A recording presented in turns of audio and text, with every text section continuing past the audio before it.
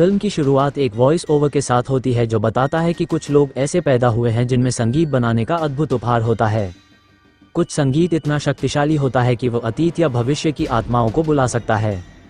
प्राचीन पश्चिम अफ्रीका में इसे क्रिएट कहा जाता था। यह उपहार उनके समुदायों में चंगाई लाता है, लेकिन साथ ही बुराई को भी आकर्षित करता है।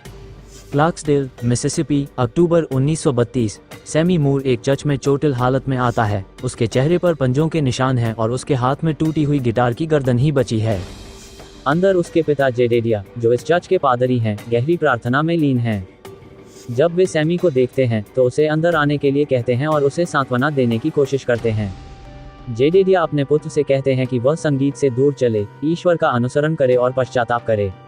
लेकिन सैमी चुप रहता है, अपनी गिटार की बची हुई गर्दन से मजबूती से लिपटा रहता है। जब उसके पिता ये सब कह रहे होते हैं तो सैमी दृष्टि देखता है जिसमें कोई उसे बुरी तरह चोट पहुंचा रहा है। कहानी फिर एक दिन पहले पर कूद जाती है। सैमी के ममेरे भाई जुड़वां स्मोक और स्टैक शिकागो से क्लार्क्सडेल लौटते हैं। उन्होंने गैंगस्टरों से पैसे चुराए हैं और किसी के आने का इंतजार कर रहे हैं। जल्द ही एक कार रुकती है और होगवुड नाम का एक पूर्व प्लान सदस्य उतरता है। वह उन्हें एक पुराने सॉमिल तक ले जाता है जहां स्मोक और स्टैक ने ब्लैक समुदाय के लिए ज्यूक जॉइंट बनाने की योजना बनाई है। वे होगवुड को नकदी की एक थैली देते हैं और चेतावनी देते हैं कि अगर वह या उसके कोई प्लान साथी फिर पास आए तो उनकी हत्या कर दी जाएगी। जुड़वां सैमी को लेने जाते हैं और फिर सभी एक साथ सड़क किनारे एक छुपे स्थान पर जाते हैं जहां उन्होंने शराब से भरा ट्रक छिपाया है जो सॉमिल की बड़ी उद्घाटन पार्टी के लिए है। अचानक वहां एक सांप निकल आता है, लेकिन स्मोक उसे तुरंत मार देता है। ट्रक की जांच करने के बाद स्मोक कहता है कि उन्हें इंतजार करके अगला वीकेंड ही ज्यूक जॉइंट खोलना चाहिए, लेकिन स्टैक जिद करता है कि यह आज ही होना चाहिए। स्मोक मान जाता है, लेकिन कहता है कि उन्हें अलग हो जाना पड़ेगा। किसी को ट्रक की रक्षा करनी होगी, इसलिए स्मोक वहीं रुकता है जबकि स्टैक और सैमी ज्यूक जॉइंट तैयार करने निकलते हैं। स्मोक ट्रक शुरू करके शहर की ओर ड्राइव करता है ताकि कुछ मित्रों से मिल सके। वहां पहुंचकर वह एक छोटी बच्ची को ट्रक पर नजर रखने के लिए कहता है। वह कहता है कि अगर कोई पास आए और ज्यादा देर रुके तो बस हॉर्न बजाना। वह उसे हर मिनट के 10 सेंट देने का वादा करता है। बच्ची सहमति देती है और स्मोक अंदर चला जाता है। अंदर वह अपने पुराने मित्र बो चाओ और उसकी बेटी लीसा से मिलता है। स्मोक उनसे उद्घाटन रात के लिए साइन और अन्य चीजों में मदद मांगता है, लेकिन अचानक बच्ची हॉर्न बजा देती है। स्मोक बाहर भागता है और देखता है कि 2 आदमी शराब भरे ट्रक को चोरी करने की कोशिश कर रहे हैं। बिना हिचकिचाहट के वह एक को पीठ में गोली मारता है और दूसरे के पैर में, ताकि गंभीर होने का पता चले। उनमें से एक आदमी उसे पहचान लेता है और जल्दी से माफी मांगता है, ये कहते हुए कि उसे नहीं पता था कि यह स्मोक का ट्रक है। लेकिन स्मोक फिर उसे गोली मार देता है। शहर के लोग देखते हैं, लेकिन वे घबराते नहीं। वे जुड़वां भाइयों को जानते हैं और उनका सम्मान करते हैं। स्मोक वापस अंदर जाता है और बो चाओ को कुछ पैसे देता है ताकि वे मारे गए लोगों का हिसाब संभाल लें। फिर वह कहता है कि उसे सॉमिल के लिए एक साइन बनाने वाला चाहिए। वो अपनी पत्नी ग्रेस को बुलाता है और वह राजी हो जाती है। स्मोक उसे इस काम के लिए $14 देता है। इसी बीच स्टैक सैमी को लेकर आता है, जो ब्लूज संगीतकार बनने का सपना देखता है। स्टैक ट्रेन स्टेशन जाता है ताकि एक बुजुर्ग ब्लूज गायक डेल्टा स्लिम को ढूंढ सके। ध्यान आकर्षित करने के लिए वे स्लिम से वहीं एक गीत गवाते हैं जिससे एक छोटी भीड़ इकट्ठा होती है। शुरुआत में डेल्टा काम लेने से इनकार कर देता है, लेकिन जब स्टैक उसे पार्टी में बिकने वाली आयरिश बियर का ऑफर देता है तो स्लिम शामिल होने के लिए तैयार हो जाता है। तभी मैरी, जुड़वां भाइयों की बचपन की मित्र और स्टैक की पूर्व प्रेमिका, प्रकट होती है। वह नाराज है कि उन्होंने उसकी मां के अगले दिन, विच उनकी मां भी उनकी मां जैसी थी, के गुजरने पर फूल तक नहीं भेजे। इसी समय सैमी पल से मिलता है, एक विवाहित महिला जिससे वह फ्लर्ट्स करता है और उसे ज्यूक जॉइंट के उद्घाटन में आमंत्रित करता है। वापसी के रास्ते में स्मोक अपने पुराने मित्र कॉनर ब्रेड को कपास के खेत में अपनी पत्नी थेरेस के साथ काम करते हुए देखता है। स्मोक उसे खेत से निकालता है और ज्यूक जॉइंट की सुरक्षा के लिए रख लेता है, फिर ड्राइव करके चला जाता है। बाद में स्मोक अपनी अरेंज की गई पत्नी एनी से मिलता है, जो वुडू का अभ्यास करती है। जब वह घर की मदद के लिए पैसे देने का प्रस्ताव रखता है तो वह खुश नहीं होती। वह इनकार कर देती है, कहकर कि यह ब्लड मनी है। उन्होंने एक बार एक बच्चा खोया था जो अभी भी उन्हें अलग रखता है। एनी बताती है कि उसका वुडू तब से जुड़वां भाइयों की रक्षा कर रहा है। जैसे जैसे सूरज डूबता है, एक खून से लथपथ आयरिश आदमी रैमिक, एक जातिवादी युगल बर्ट और जॉन के घर भागता है। वो उन्हें सुनने को विनती करता है, इंजन से सुरक्षा के बदले सोना देने की पेशकश करता है। वे उसे अंदर आने देते हैं। थोड़ी देर बाद कुछ क्लान सदस्य आते हैं और जोआन को चेतावनी देते हैं कि रेमिक खतरनाक है, लेकिन वह उन पर विश्वास नहीं करती और उन्हें बाहर भेज देती है। वे चले जाने के बाद जोआन घर में प्रवेश करती है और सदमा खाकर पाती है कि रेमिक एक वैम्पायर है जिसने बर्ड को काट लिया है, जिससे वह भी वैम्पायर बन गया है। प्रतिक्रिया करने से पहले वे उसे भी वैम्पायर में बदल देते हैं। इस बीच भाइयों ने ज्यूक जॉइंट खोला है और बड़ी भीड़ जमा हो गई है, लेकिन जगह चालू करने में उन्हें बहुत पैसा खर्च करना पड़ा है।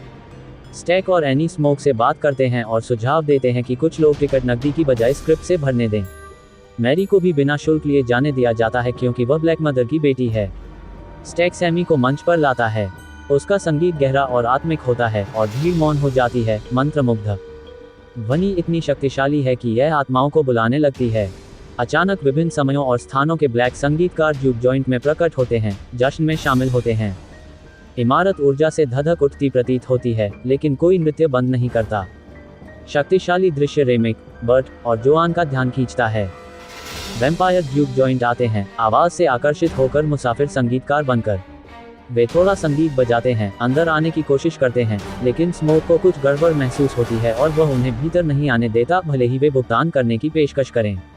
जैसे ही वे जाने वाले होते हैं, मैरी बीच में आती है, जानकर कि भाइयों को पैसे की जरूरत है।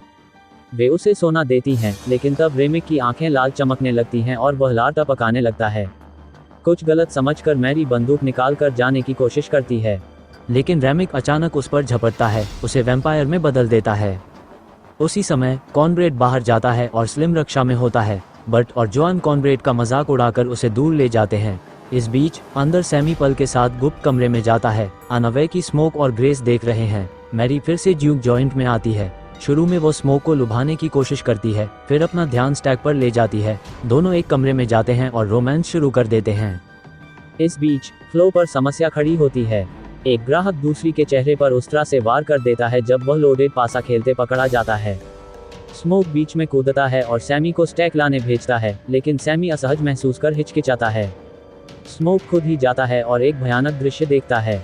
मैरी स्टैक की गर्दन में दांत गाड़े हुए है।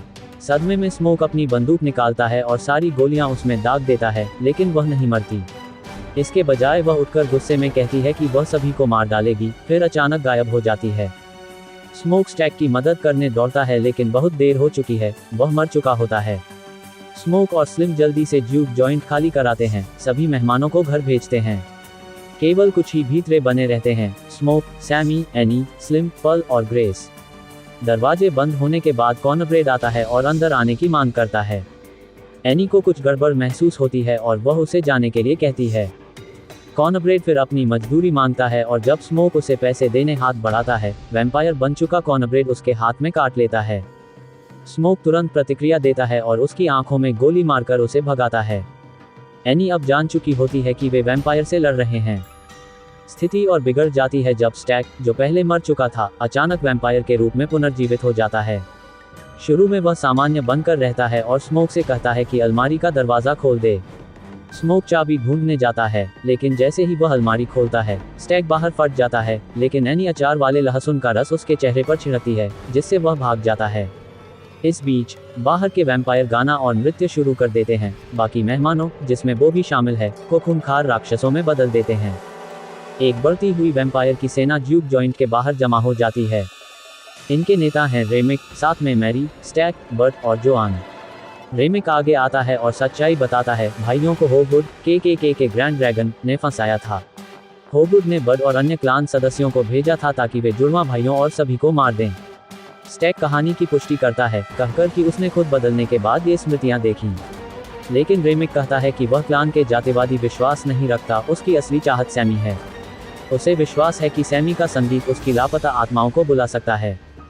रेमिक समूह को सौदा पेश करता है, वैम्पायर बनो, सदा जियो, नस्लवाद और मौत के दर्द से बच जाओ। लेकिन जब वे मना कर देते हैं, तो वह ग्रेस और बो की बेटी लिसा को मारने की धमकी देता है। जब कोई रास्ता नहीं बचता, तो बचे हुए युद्ध की तैयारी करते हैं, स्टेक्स जमा करते, बंदूक लोड करते और लहसुन लटकाते हैं। ग्रेस साहस से वैम्पायरों से कहती है कि अंदर आओ, फिर वह वैम्पायर बने अपने पति बो पर चमचा लेकर टूट पड़ती है, दोनों को अग्नि में झोंककर बलिदान देती है। स्लिम अपना हाथ काटकर कुछ वैम्पायरों को फंसाता है, उन्हें एक जाल में खींचता है। इसी बीच पर्ल सैमी के सामने घातक रूप से घायल हो जाती है, उसे तहस नहस छोड़कर। अन्य लोग दृढ़ता से लड़ते हैं, वैम्पायरों को स्टेक से मारते और विस्फोटित करते। उस अराजकता में एनी काटी जाती है।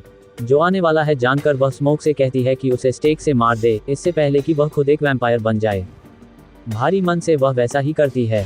दूर से देखते हुए स्टैक और मैरी में मानवता की एक झलक लौटती है। वे एनी की मौत पर दुख और भय से प्रतिक्रिया करते हैं। स्मोक और स्टैक के बीच एक क्रूर लड़ाई होती है। बाहर सैमी रेमिक से भागता है। वैम्पायर उसके चेहरे पर वार करता है, पहले से दिखे निशान को मिलाते हुए, लेकिन सैमी लड़ता है, अपनी गिटार पकड़कर उसके खोपड़ी में चांदी का टुकड़ा गाड़ देता है। तभी स्मोक प्रकट होता है और रेमिक के सीने में स्टेक ठोंक देता है। जैसे ही सूरज उगता है, रेमिक लपटों में उड़कर राख हो जाता है और बाकी वैम्पायर भी उसके साथ जलकर मरे। ये जानकर कि क्लान मार्ग पर हैं, स्मोक सैमी को बचने के लिए भाग जाने कहता है। फिर वह हथियार लेकर छिप जाता है, इंतजार करता है। जब क्लान सदस्य आते हैं तो उन पर गोलियां चलाती है, वे उन पर गोलीबारी करके मारते हैं। वह यहाँ तक कि एक ग्रेनेड गाड़ी पर फेंककर उन्हें मार देता है। गोलीबारी के बीच वह पेट में गोली लगने के बावजूद रुकता नहीं। वह एक एक करके बाकी को मार डालता है। अंत में केवल होगवुड बचता है।